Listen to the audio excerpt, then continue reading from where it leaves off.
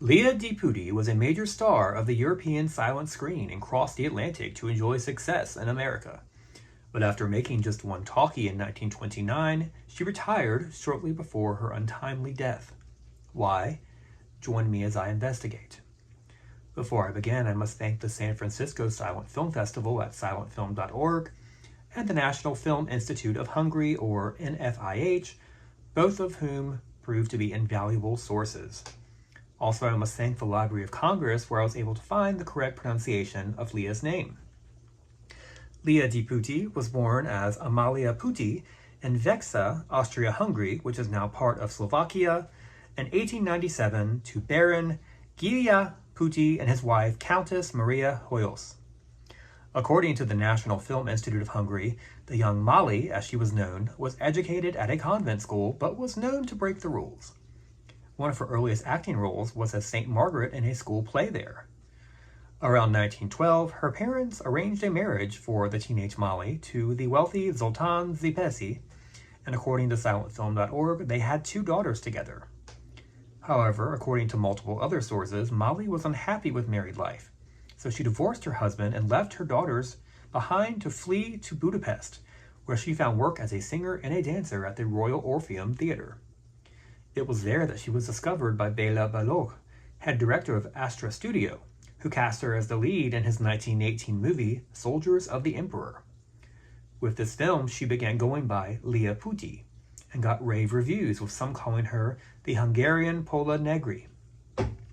Although she was off to a successful start, the film scene in Budapest became heavily affected by the onset of World War I, and many actors, LYA included, fled the city. She settled first briefly in Bucharest, where she starred in one Romanian film, On the Ways of Happiness, which was released in 1920. There, she also met her second husband, Norwegian merchant Ludwig Christensen, and with him, moved from Bucharest to Berlin. In Berlin, LYA first starred in the film Gypsy Blood in 1920, which was made by Karl Otto Kraus. She also began dancing on the stage of the Scala, where she attracted a huge number of audience members who knew her simply as the beautiful gypsy girl. At that theater, she also was discovered by director Richard Oswald, who cast her in a major supporting role as a love interest to Conrad Veidt in the 1921 film Die Liebschaften des Hector Delmore, which got her noticed by audiences. At the Scala, she was also seen by director Joe May, who cast her as Miaja, a dancing servant girl in his Das Indische Grabmal, which also starred Conrad Veidt again. It was around this time that she began using the professional name LYA DE PUTTI. Apparently, Das Indische Grabmal was a hit not just in Europe, but also in America, with LYA becoming popular with audiences everywhere. In 1922, LYA co-starred with Emil Jannings, Werner Krauss, and Ika van Lenkeffe in Shakespeare's Othello, playing the pivotal role of Emilia. The film was also popular in Europe and America and got LYA a nice mention in Variety. According to silentfilm.org, Jannings was so impressed with LYA's work in Othello that he introduced her to the legendary German director F.W. Murnau, who soon cast her in starring roles in 2 of his 1922 films. First, she played Gerda, a beautiful young woman who is cast aside by her lover when he finds that her stepmother has more money, in The Burning Soil. Next, she starred as Rich Veronica and also starred as gold digger Mileta, both of whom heavily influenced the life of Lorenz, played by Alfred Abel, in Phantom. According to NFIH, LYA soon filled a void in German film left by Pola Negri, who had moved to Hollywood in 1923. At first, LYA starred in a variety of roles, often as good-hearted ingenues and sometimes as vamps, but soon found her greatest fame in the niche as the vamp around 1925, when she accepted a 3-picture deal with UFA in Germany with plans to go to Hollywood upon the movie's completion. The first of LYA's 3 films at UFA was 1925's Jealousy, which saw her as Martha Minard, wife to Werner Krauss's Georges, both of whom have their marital jealousy put to the test after seeing a play about the subject. Her second film is perhaps her most well-known, Variety, which reteamed her with Emil Jannings. This time, LYA played Bertha Marie, a vamp that lures a husband and father away from his family. The New York Times noted that LYA gave an extraordinarily brilliant performance in this film, which was also a commercial hit on both sides of the Atlantic. Her final film at UFA was Manon Lescaut, which was released in 1926 and featured Marlene Dietrich. LYA played the title character, a vamp that tempts a French nobleman. After starring in one last German film, Young Blood, in 1926, LYA set sail for America. Due to the success of Variety, Paramount signed her a contract and starred her in Sorrows of Satan in 1926, shortly after her arrival later. The film, which was a Faustian tale directed by D.W. Griffith, saw LYA as another vamp, the Russian princess Olga, who is set to marry Tempest, played by Ricardo Cortez, while she is simultaneously involved with the Prince Ximenes Adolphe Manjou, who has control over Tempest due to the fact that he is actually the devil. LYA was a hit with audiences and critics alike in her American debut. The New York Times wrote, LYA de Putti depicts the siren with a sinuous ease. LYA was then loaned to First National to star as another vamp in The Prince of Tempters, before playing a more complicated and nuanced version of the vamp in God Gave Me 20 Cents back at Paramount. Variety gave her a great review for this film. According to NFIH, LYA was popular with audiences and critics alike, but she was also dissatisfied by Paramount's typecasting of her as the vamp. She apparently tore up her contract and began looking for other film work in Hollywood. LYA quickly found this work at Producers Distributing Corporation, starring as good girl Anna in The Heart Thief opposite Joseph Schildkraut. While LYA was satisfied with her portrayal and excited to see herself playing something other than a vamp, critics apparently stated she was too worldly looking to be believable. She then found work at Universal, starring in the 1928 comedy Buck Privates. In this film, LYA played Annie, a good girl that falls in love with an American soldier, played by Malcolm McGregor, in Germany following World War I. The New York Times applauded LYA's change of niche in this role and stated, Miss de Putti does very well as Annie Hardman. Her next film at Universal was a crime melodrama, Midnight Rose. According to the NFIH, neither film did much to help LYA's career, and she tore up her Universal contract and looked for other work in comedy films. When the offers did not come, she apparently even went as far as to get plastic surgery to make her face look a little more ethereal, with the hopes that she could break away from her vamp persona and fulfill a career in comedy that she so wanted. She even told one interviewer, I made a fantastic discovery in America, which I would like to share with the future viewers of my films.